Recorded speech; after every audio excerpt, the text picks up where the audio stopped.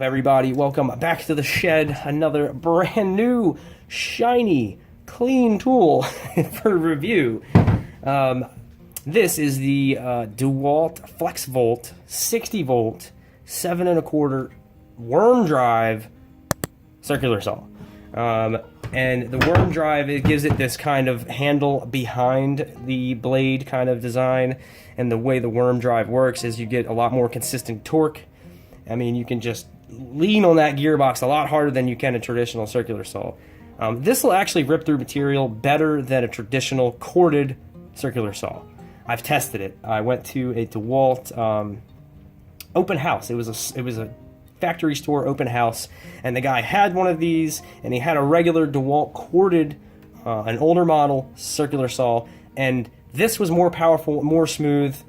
It just cut through the wood like it wasn't even there, whereas he's like really lean on the corded one, and I was getting it to bog down, whereas I couldn't get this one to bog down. I pushed on it really hard through a, what was that, a 1x6, so it had a little bit to go, and this performed better than the corded version. So as far as I can tell, all looking online, this is the baddest cordless saw that you can get as far as circular saws go.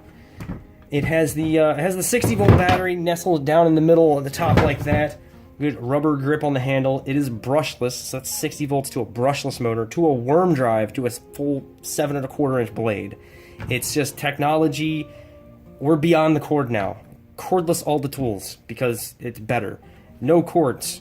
No generators. Maybe if you're charging batteries, but no cords and generators. You're not dragging cords out and rolling them up at the end of the day. You're just swapping batteries out. So, yeah, this is going to pair nicely with my 3.5 inch framing nailer when I go to do my fence. I need to replace the fences. They're kind of dilapidated. They need some freshening up. They're real basic, so when it comes time to do that, I'm going to bust this out on the framing nailer and take care of the fences. So, this has a brake, as indicated by the little brake caliper logo here, and it's got a pretty decent brake. If you remember olden times, your dad using one of these, that blade would spin for a good 30 seconds after he put it down. This, pretty quick. That's a lot of rotating mass to slow down, and it just stops it for you. It has the tool to change the blade is included on the.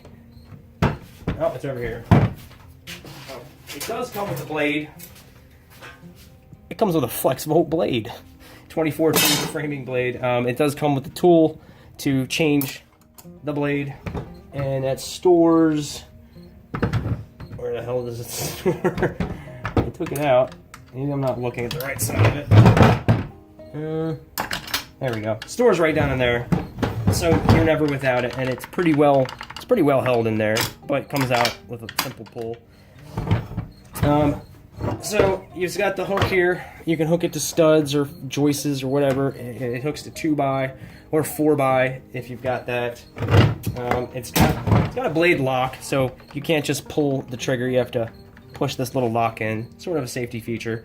It'll let you go from 0 degree or 0 depth right there to all the way up to, I think it's 1.25 inches is past, or 2 inches. All the way in is 2 inches. And then that locks down right there. Your angle adjustments are right here. Pop that out, and then you have all the way up to 50. What was it? 53 degrees. And then it has stops at 25 and 45. It has little detents right in there, so you can quickly go to 45 to make your bevel cuts. And then lever. So it's all tools, all pretty good sized levers. There's your brake. So when you go to change blades, you can stop the blade and use the tool to get the blade off. But yeah, I like it. It's ripped through everything that I've put it through. I can't wait to actually do a project with it. I've just kind of cut things for fun, and I cut a pallet, the top of a really big. Oh, it was a spool. And it was 2 layers of oak, 2x, basically 2x, maybe 1.5 by material, and it ripped right through that too, no problem. I cut that up to put in the fire pit, and it made short work of it. Not the perfect, you know, scenario for this thing, but it worked really good.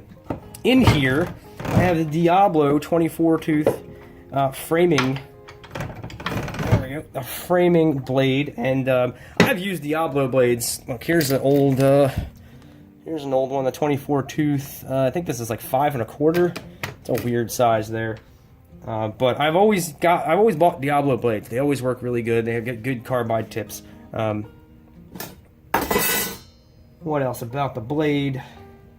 Yeah, they purport that it's a 5 times of the life. That's so for every one of these, you would buy 5 of another brand. 5 times longer life. Twice as long durability in nail embedded wood. So if you're demoing something, you're reframing something, and you end up hitting some nails with this, it's not going to be a problem. It's going to cut right through it, and it gives you 65% more efficient cuts than a standard blade. So it's letting the tool do the work easier, and it's keeping less stress on your tool. So, like I said, Diablo. I've always went to Diablo pretty much for everything: sawzall blades, hole saws, circular saw blades. I have never been let down by them.